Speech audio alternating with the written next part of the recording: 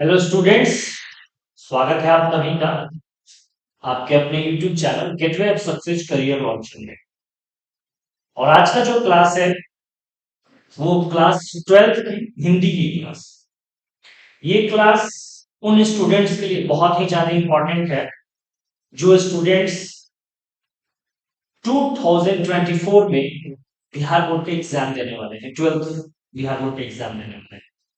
क्योंकि आज के इस क्लास में हम चर्चा करने वाले हैं, आज के इस क्लास में हम बात करने वाले हैं क्लास 12th के हिंदी के पाठ 4, जिस पाठ का नाम है अर्धनारीश्वर। और इस पाठ से प्रत्येक 3, 4, 5 ऑब्जेक्टिव क्वेश्चंस पूछे ही जाते हैं। तो आज इस चैप्टर अर्धनारीश्वर के ऑब्जेक्टिव क्वेश्चंस को एक ही वीडियो में देखेंगे। और मैंने प्रयास किया है कि इस क्लास में आपसे कोई भी ऑब्जेक्टिव क्वेश्चन ना छूटे इस चैप्टर का। तो चलिए शुरू करते हैं। वीडियो को लास्ट देखिएगा जिससे इसमें इस चैप्टर से आने वाले सारे ऑब्जेक्टिव क्वेश्चंस आपको समझ में आ जाए। तो चलिए क्लास को शुरू करेंगे, लेकिन उससे पहले यदि आप नए हैं तो प्लीज चैनल को सब्सक्राइब कीजिए और इस वीडियो को लाइक कीजिए और अपने दोस्तों के साथ जरूर शेयर भी कर लीजिए। ठीक है, चलिए शुरू करते हैं। अर्धनारीश्वर चैप्टर है और इस चैप्टर के ऑब्जेक्टिव क्वेश्चंस की प्रैक्टिस। ठीक है, ये क्वेश्चन आपका पहला क्वेश्चन क्या कह रहा है कि जो अर्धनारीश्वर पाठ है, इस पाठ के लेखक कौन है। ऑप्शन ए है नामवर सिंह, ऑप्शन बी है रामधारी सिंह दिनकर, ऑप्शन सी है हजारी प्रसाद द्विवेदी और ऑप्शन डी है रामचंद्र शुक्ल। तो ये चार जो ऑप्शन दिए हैं इसमें से सही ऑप्शन होगा बी, रामधारी सिंह दिनकर ने अर्धनारीश्वर पाठ को लिखा है। ठीक है, तो वो इस पाठ के लेखक। सेकंड नंबर क्वेश्चन क्या है कि रामधारी सिंह दिनकर की रचना कौन सी है। अब वही क्वेश्चन है, क्वेश्चन को बदल के पूछा, कहा कि आपके पास ये जो चार ऑप्शन दिए गए हैं, इन चारों ऑप्शन में से कौन सी रचना जो है वो रामधारी सिंह दिनकर की है। तो यहाँ पे ऑप्शन नंबर डी हो जाएगा अर्धनारीश्वर, जो इनमें से है वो रामधारी सिंह दिनकर की रचना है। Question number third, Dinkar ji का जन्म बिहार के किस जिले में हुआ। ओ बड़ा ही भाग्यशाली है हम लोग कि दिनकर जी बिहार से थे। और बिहार में उनका जन्म किस जिले में हुआ, तो बिहार में उनका जन्म जो हुआ वो बेगूसराय जिले में हुआ। अर्थात थर्ड नंबर क्वेश्चन का ऑप्शन नंबर बी हो जाएगा। चलिए आगे बढ़ते हैं। क्वेश्चन नंबर 4 करें कि अर्धनारीश्वर में किस गुण का समन्वय है। जो अर्धनारीश्वर है उसमें किस गुण का समन्वय है, मतलब अर्धनारीश्वर किस चीज का प्रतीक है। तो आप देखिए अर्ध का मतलब आधा, नारीश्वर जिसमें नारी भी हो और नर भी हो उसको आधा नारीश्वर बोलेंगे। तो कह रहा है कि नारी के पुरुष के, नारी और पुरुष दोनों के, तो ऑप्शन नंबर सी हो जाएगा। कह रहा है कि नारी और पुरुष दोनों के गुणों का जो समन्वय है वो अर्धनारीश्वर के रूप में है। ठीक है, चलिए आगे बढ़ेंगे। नेक्स्ट क्वेश्चन जो है कह रहा है कि दिनकर जी की पहली काव्य पुस्तक कौन सी थी। दिनकर जो थे उन्होंने अपनी पहली कविता की पुस्तक लिखी और उस कविता की पहली पुस्तक का नाम क्या था, प्रणभंग। तो यहाँ पे ऑप्शन नंबर क्या हो जाएगा, डी जो है वो आपका सही ऑप्शन है। प्रणभंग जो है दिनकर जी के द्वारा लिखी हुई पहली काव्य पुस्तक है। ठीक है, तो सारे क्वेश्चन आप सीख रहे, एक एक क्वेश्चन हमने इसमें रखा है। हर एक क्वेश्चन को आप लोग जरा ध्यान से देखिए, गौर से देखिए। दिनकर जी की पहली कविता किस पत्रिका में प्रकाशित हुई। बहुत सुंदर क्वेश्चन है कि दिनकर जी की पहली कविता का नाम, काव्य पुस्तक का नाम था प्रणभंग। अब उनकी जो पहली कविता थी वो किस पत्रिका में प्रकाशित हुई। पहले पत्रिकाएं बहुत ज्यादा चल रहा था, तो उनकी जो पहली पत्रिका थी जिसमें कविता प्रकाशित हुई थी उस पत्रिका नाम था छात्र सहोदर। तो छात्र सहोदर नाम की पत्रिका थी जिसमें रामधारी सिंह दिनकर की पहली पत्रिका जो है वो पहली कविता जो है वो प्रकाशित हुई थी, छात्र सहोदर। ठीक है, दिनकर जी की पहली कविता कब प्रकाशित हुई, बड़ा इंपॉर्टेंट क्वेश्चन बोला है भाई। दिनकर जी जो थे इनकी पहली कविता जो थी वो कब प्रकाशित हुई थी, यहाँ पे हम लोग देखेंगे। तो कह रहे कि दिनकर जी की जो पहली कविता थी वो प्रकाशित हुई थी 1925 में। ये इसका सही आंसर हो गया। आप इसका चाहेंगे तो स्क्रीनशॉट लेके क्वेश्चन कर ले लीजिए, या एक बार दो बार आप इस वीडियो को देखिएगा तो पूरी तरह से ये क्वेश्चन याद हो जाएंगे और यदि अर्धनारीश्वर चैप्टर में कहीं से भी आपके 12th हिंदी में क्वेश्चन पूछेंगे तो वो क्वेश्चन यहीं से रहेंगे, क्योंकि यहाँ पे हर प्रकार के क्वेश्चन का समायोजन है। तो आइए अगले क्वेश्चन की ओर बढ़ते हैं। दिनकर जी के अनुसार यदि पति विचार है तो पत्नी क्या है ना? दिनकर जी कहते हैं, मान लीजिए कि दिनकर जी ने कहा कि यदि पति विचार है तो पत्नी क्या है, ठीक है, पति विचार है तो पत्नी क्या है। तो दिनकर जी ने कहा कि यदि पति विचार है तो पत्नी जो है वो क्या है, भावना। यदि पति विचार है तो पत्नी क्या है, भावना। विचार कहाँ से उत्पन्न होते हैं, भावना से। तो देखिए, भले ही हम सोचे कि पुरुष वादी युग है, पुरुष जो है वो स्त्रियों से आगे होता है, ऐसा नहीं है। स्त्री और पुरुष के संयोजन से एक अच्छे घर का निर्माण होता है, जहां स्त्री और पुरुष के बीच बराबर सम्मान हो, वहां एक अच्छे समाज का निर्माण होता है। और जिस देश में, जिस राज्य में जितना सम्मान स्त्रियों को मिले उतना ही सम्मान पुरुषों को मिले, जितनी छूट स्त्रियों को मिले उतनी ही छूट पुरुषों को मिले, यहां से एक अच्छे राज्य और एक देश का निर्माण होता है। मेरा व्यक्तिगत मानना है कि किसी समाज के विकसित होने का जो पैमाना है वो ये नहीं है कि समाज में कितने लोग अमीर हैं, कितने लोगों के पास नौकरियां हैं, वहां पे पक्के घर हैं या नहीं है। मेरा मानना यह है कि यदि उस समाज में स्त्री और पुरुष दोनों एक ही सीढ़ी पे खड़े हैं, दोनों के बीच कोई भेदभाव नहीं है, तो वो समाज जो है वो ज्यादा विकसित है, ज्यादा प्रगतिशील है। तो इसीलिए दिनकर जी ने कहा कि देखिए भाई, ये बुद्धि जो यदि पति जो है वो विचार है, तो विचार उत्पन्न कहाँ से होता है, भावना से। तो पत्नी जो है वो भावना है। आगे बढ़िए अगले क्वेश्चन की, क्वेश्चन नंबर 9। कह रहे कि बुद्ध और महावीर ने नारियों को अधिकार दी। भगवान बुद्ध ने या भगवान महावीर जो जैन धर्म के तीर्थंकर थे, भगवान बुद्ध जिन्होंने बौद्ध धर्म की स्थापना की, उन्होंने नारियों को कौन सा अधिकार दिया? संन्यास लेने का अधिकार, भिक्षुणी होने का अधिकार, पति के त्याग का अधिकार, इनमें से कोई नहीं। तो ये हो जाएगा आपका ऑप्शन नंबर बी, भिक्षुणी होने का अधिकार। लेकिन कहीं कहीं भगवान बुद्ध को भी नारी विरोधी बताया गया, क्योंकि एक बार उन्होंने एक कथन कहा था कि जो मैंने ये अपना बौद्ध धर्म चलाया ना, ये 5000 सालों तक चला, लेकिन चूंकि इस धर्म में मैंने स्त्रियों को भिक्षुणी होने का अधिकार दे दिया, इसलिए ये धर्म 500 साल चले। ये कथन भगवान बुद्ध के थे। तो इस कथन से ये साबित होता है कि इसका खंडन भी रामधारी सिंह दिनकर ने इस अर्धनारीश्वर पाठ में किया। बड़ा ही खूबसूरत सा निबंध है यह चैप्टर। तो यहाँ पे भगवान बुद्ध ने खंडन, भगवान बुद्ध के विचारों का खंडन किया है।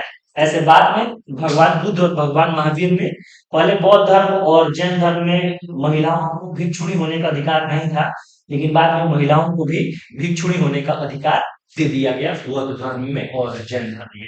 चलिए अगला क्वेश्चन लेते हैं। पुरुष जब नारी के गुण लेता है तब वह देवता बन जाता है, किंतु नारी जब नर के गुण सीखती है तब वह राक्षस हो जाती है। यह किसका कथन है? देखिए, एक अजीब सी कथन है। मान लीजिए मैं पुरुष हूं और यदि मेरे में स्त्री के गुण आ गए, मैं नर हूं, यदि मेरे में नारी के गुण आ गए, मैं देवता बन जाऊंगा। और यदि वो नारी है और यदि उसमें पुरुष के गुण आ गए तो वो राक्षस ही बन जाएगी। तो यदि मैं नर हूं, मेरे में नारी के गुण है, तो नियम तो मेरे को भी तो राक्षस बन जाना चाहिए। मान लो कि मैं कमा के लाता हूँ, घर चलाता हूँ, साथ ही साथ यदि मैं घर में खाना भी बनाने लगूंगा तो मैं एक परफेक्ट पर्सन बन गया। उसी तरह से कोई स्त्री घर में खाना बनाती है और खाना बनाने के साथ साथ यदि वो कमाने में लगी तो एक परफेक्ट वूमन बन गई, वो इंडिपेंडेंट हो गई। तो ये कैसी बात है? तो इस बात का भी दिनकर जी ने खंडन किया है। और ये जो कथन है वो है मुंशी प्रेमचंद्र का। मुंशी प्रेमचंद्र का एक बहुत ही फेमस उपन्यास है जिसका नाम है गोदान। और उस गोदान उपन्यास में एक महिला को इंगित करते हुए मुंशी प्रेमचंद्र ने इस लाइन को लिखा है, जिसका खंडन रामधारी सिंह दिनकर अपने इस अर्धनारीश्वर निबंध में करते हैं। आइए क्वेश्चन नंबर 10 करें कि अर्धनारीश्वर का किस विद्या से संबंध है। मैंने अभी भी चर्चा की, 2-3 बार मैंने पढ़ा कि अर्धनारीश्वर जो है उसका संबंध किस चीज से है। क्या अर्धनारीश्वर कहानी है या एकांकी है या व्यंग है? तो इस तीनों में से अर्धनारीश्वर कुछ नहीं है। अर्धनारीश्वर जो है वो क्या है, एक प्रकार निबंध है। क्लियर हो गया? चलिए आगे बढ़ते हैं। करेक्ट। अर्धनारीश्वर का किस विद्या से संबंध है? ये क्वेश्चन सॉरी फिर से रिपीट हो गया है, मैं आगे बढ़ता हूँ क्वेश्चन नंबर 13। अर्धनारीश्वर शंकर और पार्वती का किस प्रकार का रूप है? तो अर्धनारीश्वर शंकर और पार्वती का वास्तविक रूप नहीं है, बल्कि अर्धनारीश्वर शंकर और पार्वती का कल्पित रूप है, कल्पना किया गया रूप है। तो ये 13 नंबर का बी हो जाएगा सही ऑप्शन। कह कि नारी और नर दोनों एक ही द्रव्य के दो रूप है, यह कथन किस पाठ से लिया गया है? द्रव्य तो आप जानते ही हैं, तो कह कि एक ही द्रव्य के दो रूप है, नारी और नर। यदि मैं कहूं कि एक ही द्रव्य के दो रूप है, दूध और दही, या एक ही द्रव्य के दो रूप है, दूध और घी, तो मुझे लगता है कि बहुत ज्यादा दिक्कत नहीं होनी चाहिए। कि उसी तरह से नर और नारी जो है वो एक ही द्रव्य के रूप है, यह कथन जो है वो किस पाठ से लिया गया है? तो यह कथन जो है वो अर्धनारीश्वर पाठ से लिया गया है। आगे बढ़िए, क्वेश्चन नंबर 15 है, निम्नलिखित में से कौन सी रचना दिनकर जी की नहीं है? यहाँ पे 4 आपको ऑप्शन दिए गए, इस क्वेश्चन बोर्ड में काफी पूछे जाते हैं। कहा कि इनमें से कौन सी रचना दिनकर जी की नहीं है? तो ऑप्शन ए में कहा उर्वशी, ऑप्शन बी में कहा रश्मि रथी, और ऑप्शन डी में कहा कुरुक्षेत्र।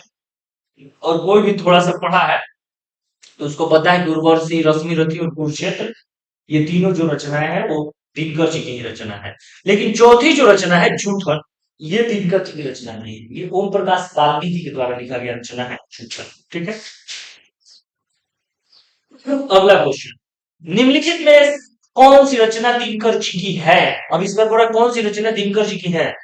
सदियों का संताप, परशुराम की प्रतीक्षा, दरियाई घोड़ा और रसातल यात्रा। याद रखिएगा कि परशुराम की प्रतीक्षा जो है, ये जो रचना है वो रामधारी सिंह दिनकर की रचना है।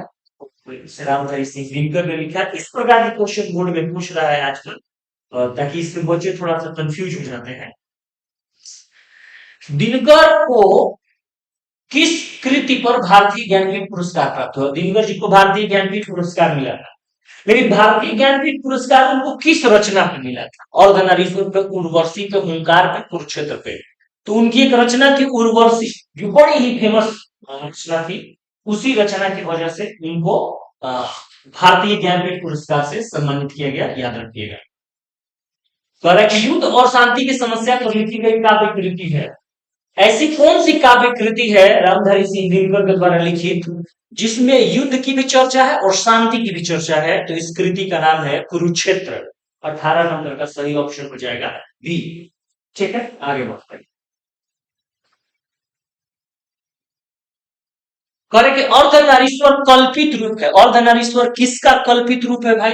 तो शिव और पार्वती के कल्पित, कल्पित मतलब काल्पनिक रूप को अर्धनारीश्वर कहा जाएगा। तो यहाँ पे जो ऑप्शन नंबर 19 है, 19 नंबर ऑप्शन है, इस ऑप्शन का जो सही आंसर हो जाएगा वो सही आंसर क्या है? इस ऑप्शन का सही आंसर जो हो जाएगा वो होगा आपका ए। चलिए आगे बढ़ते हैं, क्वेश्चन नंबर 20। करें कि दिनकर का जन्म कब हुआ था? अगला जो क्वेश्चन है कि जो दिनकर जी थे, इस दिनकर जी का जन्म कब हुआ था? आपके सामने यहाँ पे 4 ऑप्शन दिए गए हैं। 23 सितंबर 1908 पहला ऑप्शन है, 22 दिसंबर 1912, 28 सितंबर 1911 और 25 सितंबर 1913। तो सही ऑप्शन हो जाएगा 23 सितंबर 1908 को रामधारी सिंह दिनकर का जन्म। ठीक है, चलिए आगे बढ़ेंगे। 20 नंबर क्वेश्चन, दिनकर किस युग के कवि हैं? तो दिनकर को भारतेंदु युग का कवि माना जाता है। ठीक है, जो रामधारी सिंह दिनकर है उनको हम लोग भारतेंदु युग है या छायावादी युग, भारतेंदु युग है, और एक ऑप्शन है छायावादी युग, एक ऑप्शन है छायावादी युग। तो यही ऑप्शन नंबर सॉरी बी हो जाएगा, बी नंबर छायावादी युग के कवि है रामधारी सिंह। ठीक है, नेक्स्ट क्वेश्चन, संस्कृत के 4 अध्याय किसकी कृति है? जो संस्कृत की 4 अध्याय जो लिखा गया है, वो संस्कृत की 4 अध्याय किसके द्वारा लिखा गया है? तो रामधारी सिंह दिनकर, याद रखिएगा। चलिए नेक्स्ट क्वेश्चन है, कौन सी कृति रामधारी सिंह दिनकर की लिखी हुई है?